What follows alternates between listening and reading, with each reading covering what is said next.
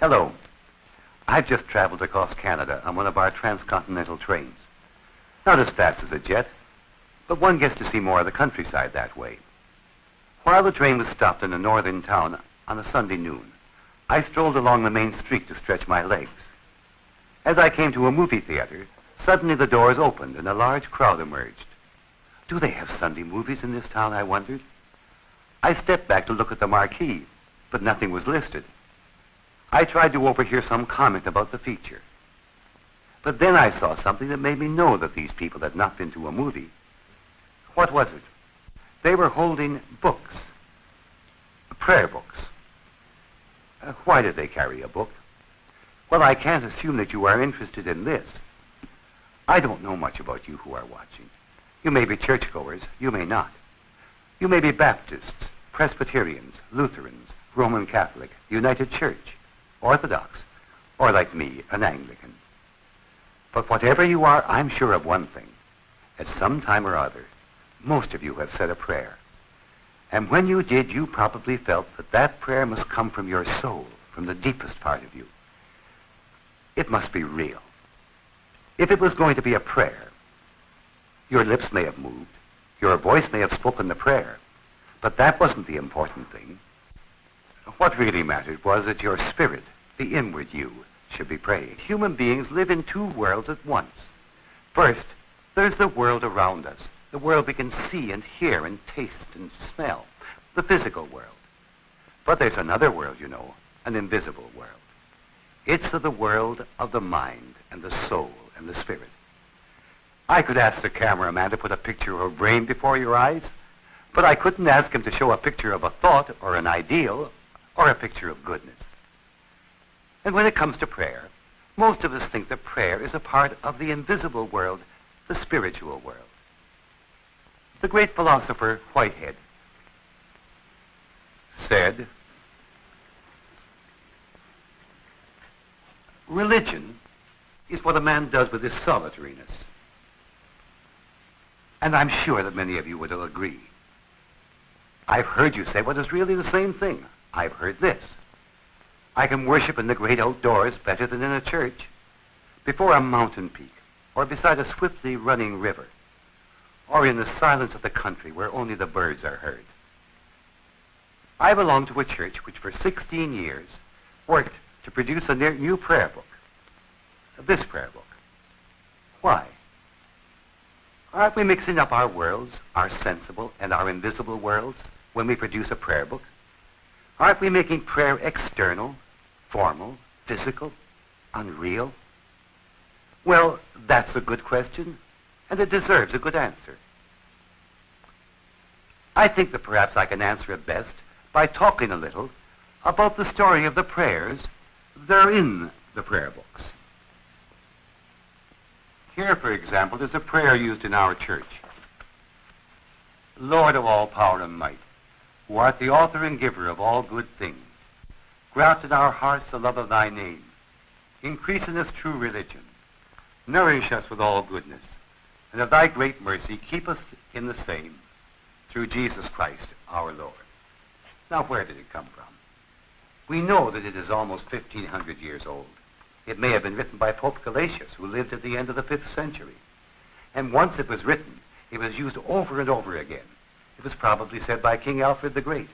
It was used in the Middle Ages, and has certainly been used in the church I belong to for well over 1,000 years, and in English for 400. Now let's say you want to pray.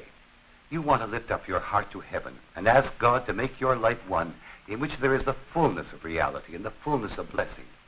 Can you find better words than these? The love of God which grows in our soul, our real religion. All these things are expressed in these words in a way that I could never do with words of my own.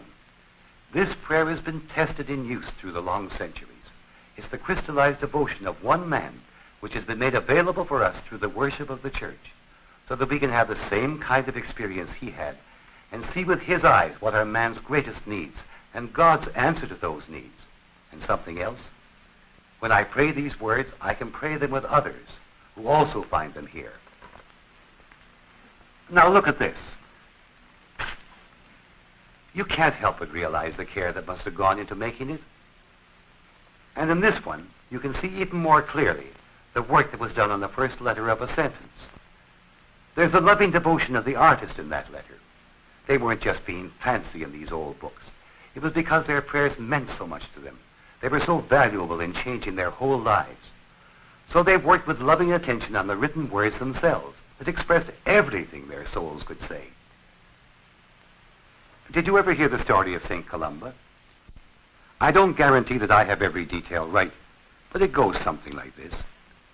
There was a beautiful missal which Columba, as a young man, admired greatly. It was the property of an old monk and was kept in the church. Columba wanted it so badly that he crept into this church night after night when no one was around, and he copied the missal faithfully and fully, every decoration of the letters, every picture. After weeks and months of this, just as he was finished, the old monk caught him at it and claimed the copy. I suppose it was a primitive kind of copyright he was appealing to. But Columba wouldn't give up what he claimed was his own work. So finally the dispute was brought before the king. The king said, "To the cow belongs its calf," and gave Columba's careful copy to the monk. The young Columba wasn't at all satisfied, and because this all happened in Ireland, there was a war about it.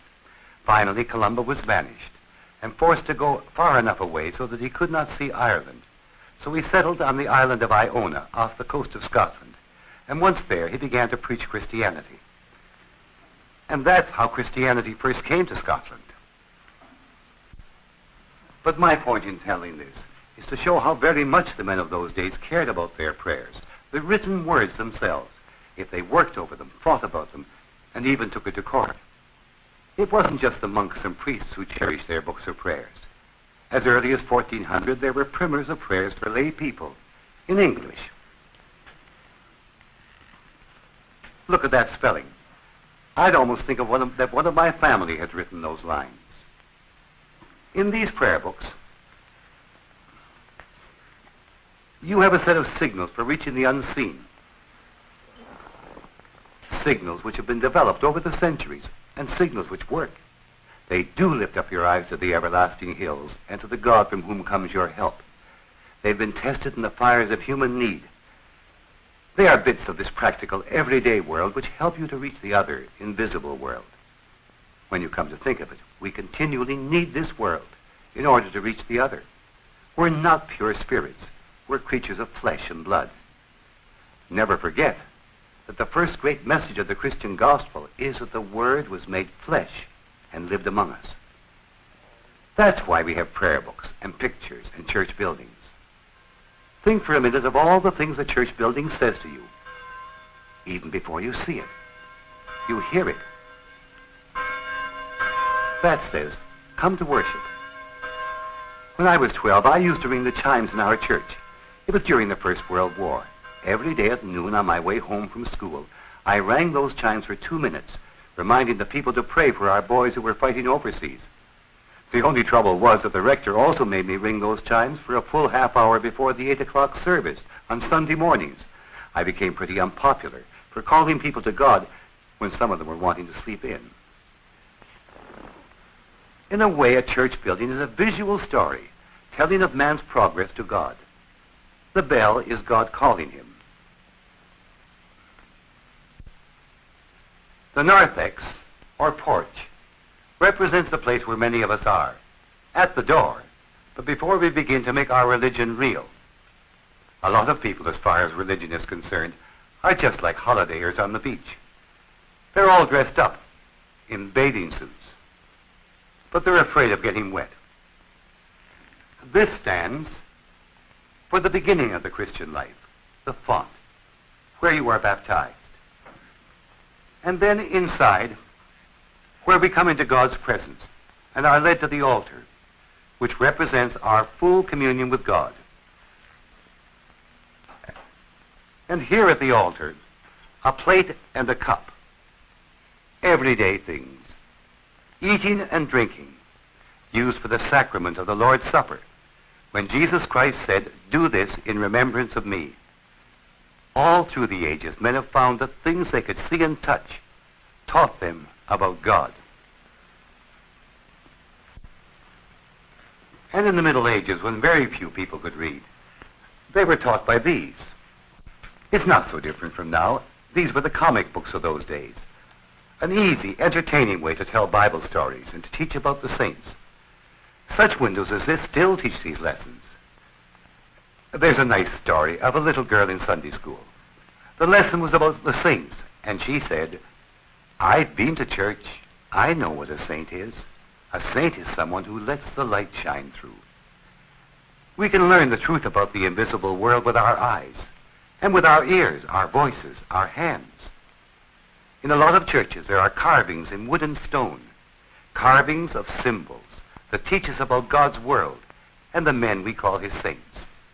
Symbols in windows, in tapestries, in paintings.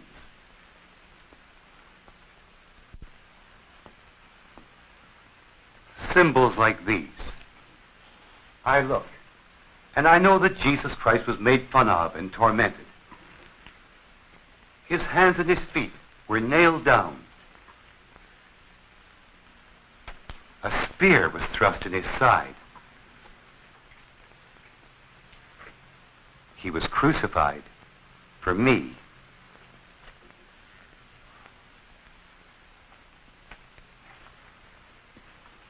All this I know, and all this is told me in the feeling of this wood carving.